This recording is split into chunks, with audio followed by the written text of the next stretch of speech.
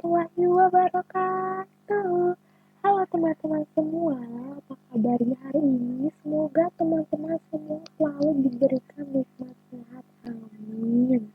Oke teman-teman, selalu stay at home, jangan mau keluar rumah kalau nggak penting-penting banget.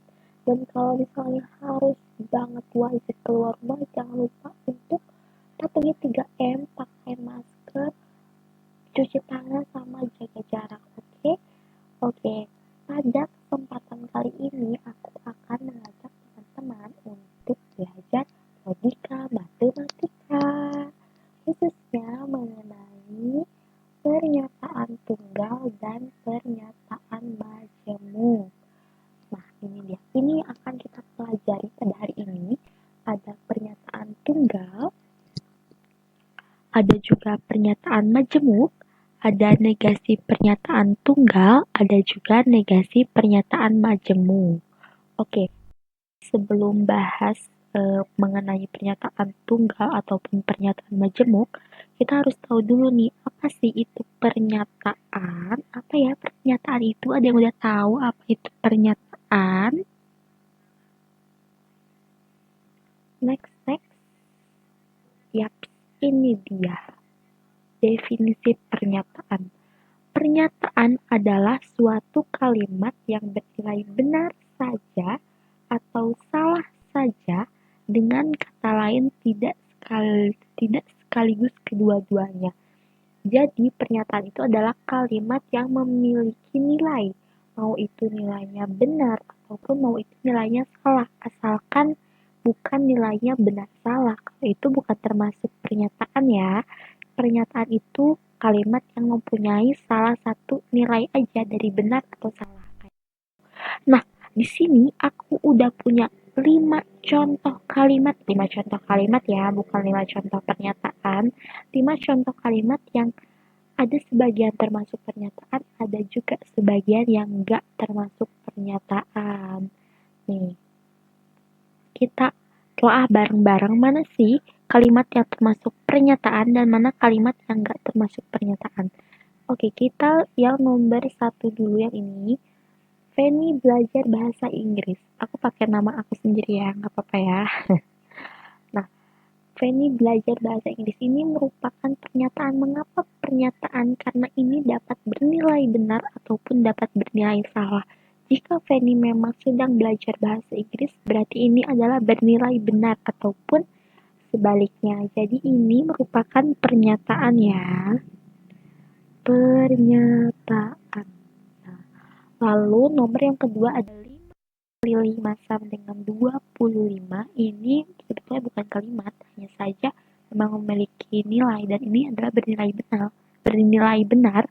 5 dikali 5 kan 25 ya. Berarti ini merupakan pernyataan.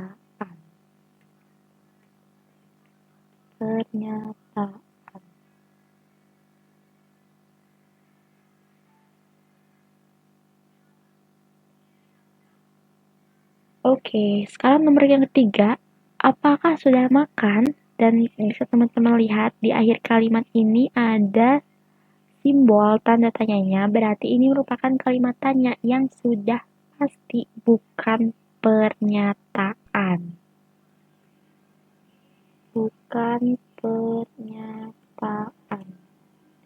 Nah, ini di bawah juga nomor 4 ada 5x plus 5y kurang dari 7.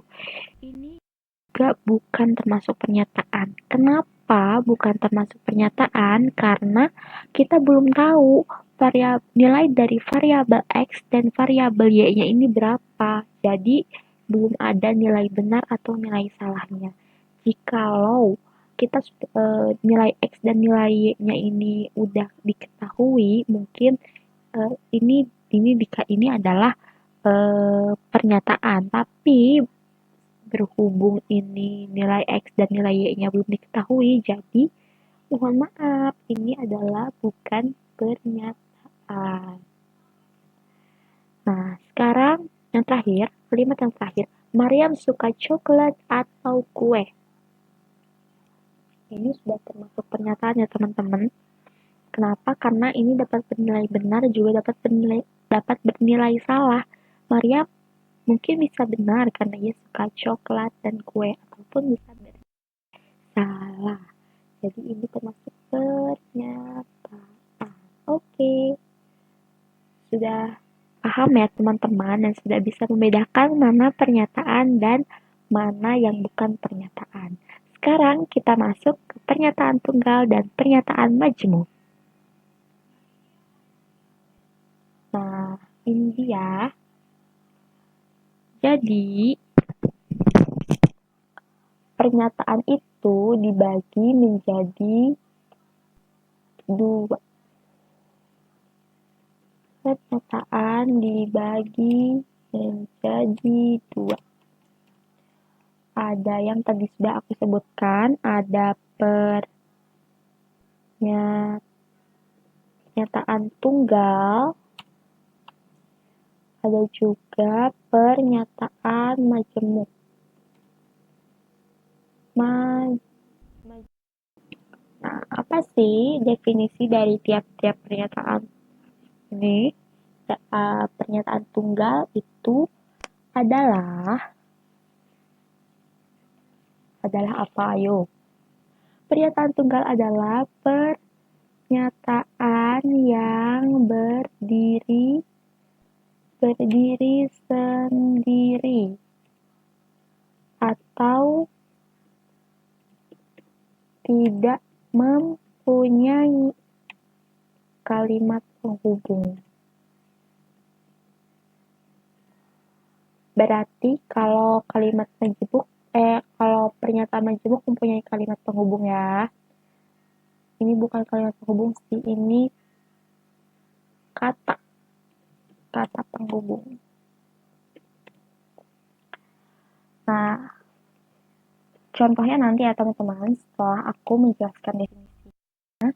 Sekarang kita ke pernyataan majemuk. Pernyataan majemuk adalah gabungan dari beberapa pernyataan tunggal yang dihubungkan dengan kata hubung. Sekarang kita ke contohnya ya. Untuk contoh pernyataan majemuk nanti ada part khususnya. Sekarang kita ke pernyataan tunggal dulu. Oke, aku akan kasih lihat contoh pernyataan tunggal. Aku akan kasih 2 contoh aja. Contoh yang pertama, contohnya yang tadi, kalimat yang tadi. Feni belajar bahasa Inggris. Ini merupakan contoh pernyataan tunggal. Mengapa? Karena dalam pernyataan ini, dalam kalimat ini tidak ada kata hubungnya. Jadi hanya Feni belajar bahasa Inggris dah. Di situ nggak ada kata hubung lain, tidak ada kalimat tambahan lain gitu. Jadi ini dikatakan sebagai pernyataan tunggal. Lalu yang kedua ada contoh 5 dikali 5 sama dengan 25. Ini sebetulnya bukan kalimat, tapi ini adalah termasuk contoh pernyataan tunggal. Jadi tidak ada kata hubungnya ya. Nah, sekarang kita akan beralih ke nilai kebenaran dari pernyataan tunggal. Ini simpel banget. Pernyataan tunggal, nilai kebenaran pernyataan tunggal ini sudah pasti ya nilai kebenarannya. Aku akan langsung aja kasih contohnya supaya kalian juga gampang ngertinya. Contoh yang pertama,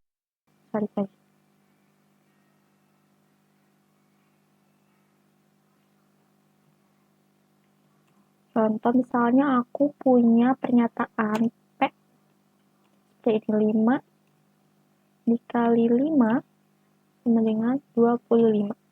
Ini 5 kali 5 itu hasilnya berapa sih? 25 bukan? 25 kan? Nah, berarti nilai kebenarannya adalah benar. Kita kasih nama benar. Oke, sekarang aku kasih contoh yang lain. Contoh keduanya, aku punya pernyataan Q misalnya. Pernyataan seperti ini. Minyak adalah benda padat. Bener gak sih minyak itu termasuk benda padat? Bukan kan? Berarti nilai kebenarannya adalah salah. Seperti itu. Jadi, untuk menentukan nilai kebenaran dalam suatu pernyataan, tinggal lihat aja pernyataan itu benar atau salah. Itu memberikan pernyataan yang benar atau memberikan pernyataan yang salah itu simpel banget sih untuk menentukan nilai kebenaran pada suatu pernyataan, khususnya pernyataan tunggal. Oke, sekarang kita lanjut ke ingkaran ataupun negasi pernyataan tunggal. Apa sih ingkaran atau negasi itu? Ingkaran atau negasi adalah pernyataan yang menyangkal apa yang diberikan oleh pernyataan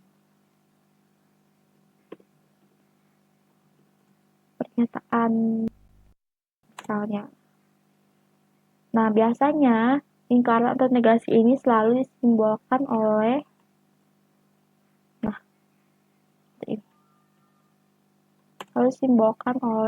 ini dibacanya ingkaran P atau negasi P kayak gitu. Aku akan langsung kasih contohnya. Contoh,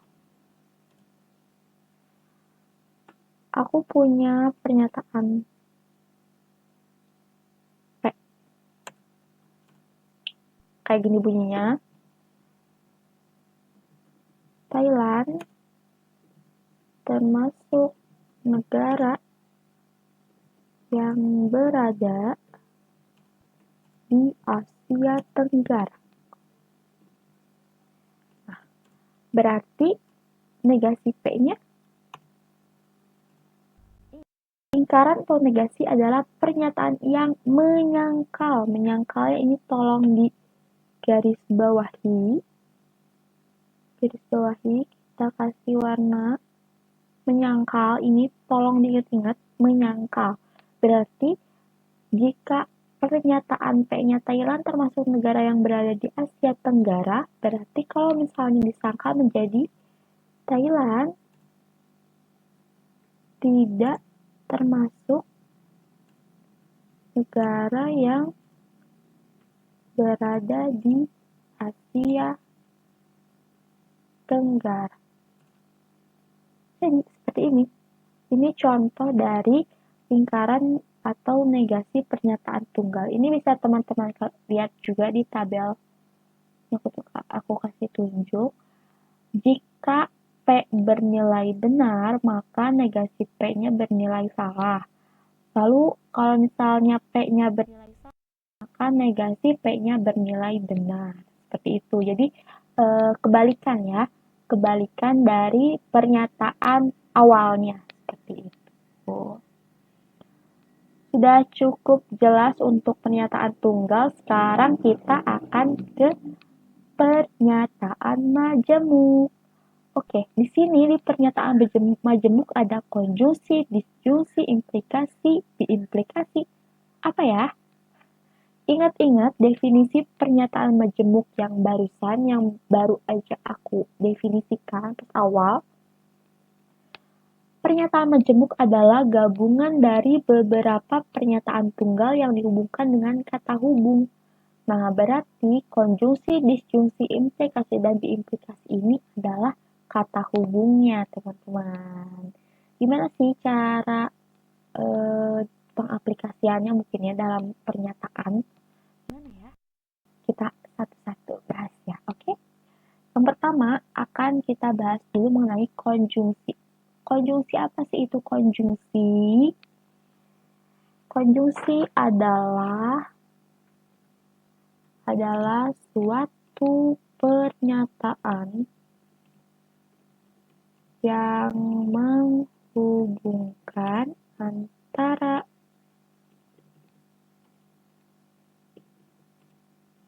satu pernyataan dengan pernyataan lain dengan kata penghubung dan. Nah, ini contoh simbol konjungsi ini. Lalu artinya konjungsi itu dan ya. Aku akan kasih lihat contohnya. Kita langsung ke contohnya aja biar teman-teman cepat paham juga. Contohnya aku punya pernyataan satu, aku punya premis satu, premis pernyataan ya. Misalnya Feni pergi berbelanja dan pernyataan duanya atau keduanya Feni membeli pakaian. Berarti conclusion atau konklusi atau kesimpulannya seperti ini konklusi. Feni pergi berbelanja dan jangan lupa kata hubungnya konjungsi dan membeli pakaian. Seperti ini. Jadi kita kan tadi juga definisinya adalah menghubungkan pernyataan dengan pernyataan lain menggunakan kata hubung dan. Nah ini pernyataan satunya. Pernyataan satunya Feni pergi berbelanja. Pernyataan duanya Feni membeli pakaian dan ini adalah dan di sini adalah sebagai kata hubungnya. Seperti itu. Sekarang kita lanjut ke disjungsi. Ini simbolnya V. Kalau yang konjungsi simbolnya seperti N tapi ujungnya runcing, lebih ke segitiga. Kalau yang disjungsi ini V. Nah, kita akan apa sih disjungsi ini? Disjungsi adalah suatu pernyataan yang menghubungkan antara satu pernyataan dengan pernyataan yang lain dengan kata penghubung atau. Kalau yang ini atau ya, kalau disjungsi itu atau. Terus diingat-ingat kata penghubung disjungsi itu atau. Kalau konjungsi itu dan, kalau disjungsi itu atau. Ini aku langsung kasih contohnya aja.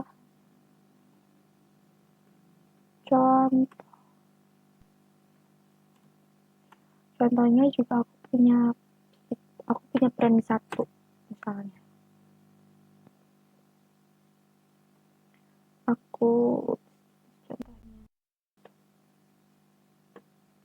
Saya punya premis satu kayak gini, Fauzi menyukai baju merah. Premis duanya atau pernyataan keduanya, Fauzi menyukai baju hijau. Berarti conclusion, kesimpulan atau konklusinya, jangan lupa menggabungkan pernyataan satu, berarti Fauzi menyukai baju merah, kata hubungnya atau jangan lupa pernyataan keduanya hijau. Fauzi menyukai baju merah atau hijau. Seperti itu. Hijau. Nah, ini contoh untuk disjungsi. Sekarang kita ke implikasi. Implikasi itu apa? Implikasi sama aja definisinya. Suatu pernyataan yang menghubungkan antara satu pernyataan dengan pernyataan yang lain dengan kata penghubung. Tadi di awal apa? Jika maka ya. Jika maka. Jika maka. Nah, ini untuk contohnya. Aku bakal kasih lihat contohnya.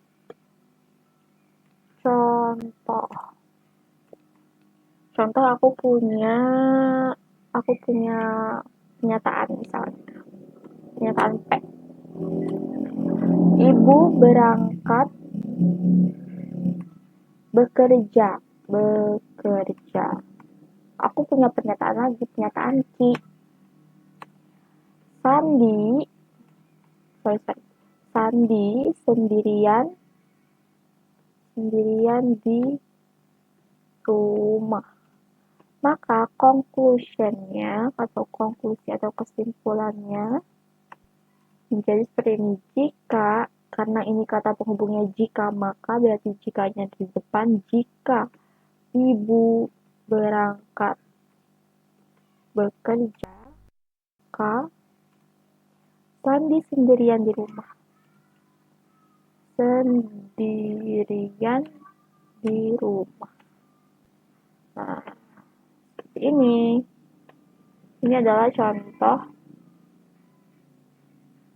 untuk implikasi. Karena kata penghubungnya jika maka berarti jikanya di depan dan maka menjadi yang menghubungkan yang menjadi menghubungkan pernyataan satu dengan pernyataan yang lain. Jika ini maka. Oke. Dan sekarang yang terakhir adalah diimplikasi. Kalau yang ini sudah aku siapkan contohnya ya. Ini ada contohnya itu. Ini pernyataannya dulu. Pernyataan dengan kata hubung jika dan hanya jika. Sama aja, definisinya cuman hanya berbeda artinya aja. Kalau misalnya implikasi tadi jika maka, kalau diimplikasi ini jika dan hanya jika. Contohnya seperti ini, aku punya pernyataan P, saya lolos SNMPTN UI. Q-nya nilai ujian saya sempurna. Berarti conclusion atau kesimpulannya adalah saya lolos SNMPTN UI jika dan hanya jika, ini kata hubungnya, jika dan hanya jika nilai ujian saya sempurna. Seperti itu ya teman-teman. Jadi untuk pernyataan majemuk itu adalah kata hubung. Poin utamanya adalah kata hubung. Jadi untuk menghubungkan pernyataan satu dengan pernyataan yang lain, untuk menghubungkan pernyataan tunggal dengan pernyataan yang lain, menggunakan kata hubung ini. Kata hubungnya ada 4, ada dan, atau, jika, maka, dan jika dan hanya jika. Ada konjungsi itu dan, disjungsi atau, implikasi jika, maka, dan diimplikasi adalah jika dan hanya jika. Oke teman-teman, sekian penjelasan pada kali ini mengenai pernyataan tunggal dan pernyataan majemuk logika matematika. See you on next video. Bye bye. Terima kasih. Wassalamualaikum warahmatullahi wabarakatuh.